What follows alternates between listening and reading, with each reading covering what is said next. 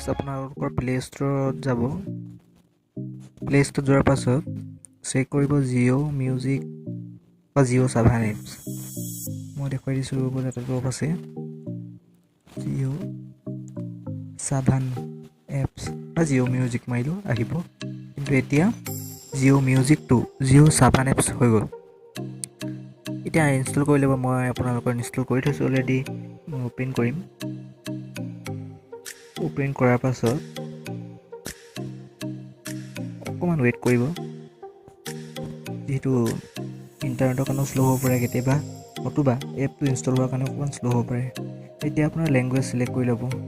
মই আপোনাৰ Assamese select কৰি দিছোঁ। চিলেক্ট কৰাৰ পাছত এতিয়া দেখিব পাব ইয়াত আপোনাৰ ফোন নাম্বাৰটো সৈতে লগ ইন কৰি দেখাব। মোৰ অলৰেডি লগ ইন আছে, গতিকে মই 90 দিন ফ্ৰী দিম। মোৰ 71 দিন প্লেন আছে। এতিয়া আপোনালোকে এটা যিকোনো ৰিংটোন দিবলৈ হ'লে, হেল্ল'টোন দিবলৈ হ'লে গান এটা চিলেক্ট কৰি ল'ব। চিলেক্ট কৰাৰ পাছত গানটো প্লে' কৰিব লাগিব।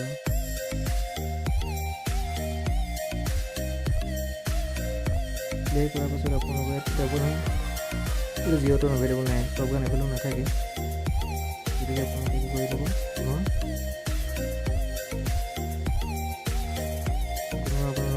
আপোনালোকৰ লেংগুৱেজ চিলেক্ট কৰিব। হিন্দী গান সকলো এভেইলেবল থাকে, কিন্তু অসমীয়া গান নাথাকে এভেইলেবল। মই অকল হিন্দী চিলেক্ট কৰি দিছোঁ। এতিয়াতো সম্পূৰ্ণ গানেই আপোনাৰ হেৰত নগহিবলৈ আহিব। এতিয়া আপুনি যিকোনো গান এটা প্লে' কৰিব, এতিয়া দেখাব ছেট ইজ জিঅ' টোন। ক্লিক কৰি দিব, শুনি ল'ব। এই ধৰক আপুনি যিহেতু জিঅ' টোন ক্লিক কৰি দিয়াৰ পিছত জিঅ' টোন হৈ যাব। এইটো জিঅ' মিউজিকতকৈ কিছুমান আপোনাৰ বেলেগ ধৰণৰ ফিচাৰ্ছ দেখা যায়।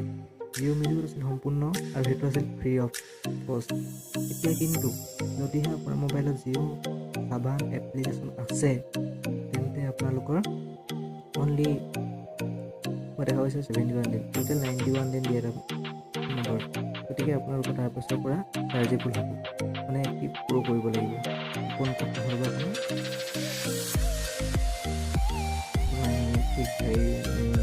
পইচা দি পিনে। গতিকে প্ৰথম যি 20 দিনে পাব, গতিকে অৰ্ডাৰ কৰক সোনকালে। আপোনালোকৰ যিকোনো হেল্ল'টোন এক্টিভ কৰক নিজৰ ইচ্ছা অনুসৰি। অন্যথা 90 দিনৰ পাছত আপোনালোকে কিছু চাৰ্জ দিবলগীয়া হ'ব পাৰে। যদি নতুন আপডেট আহে সেইটো ভালে কথা, কিন্তু ইয়াত দিনমতে 90 দিন ফ্ৰী দিয়ে। আফটাৰ 90 ডেইজ মানে 90 দিনৰ পাছত সেইটো চাৰ্জেবল হ'ব। গতিকে আশা কৰোঁ ভিডিঅ'টো চাই ভাল পালে।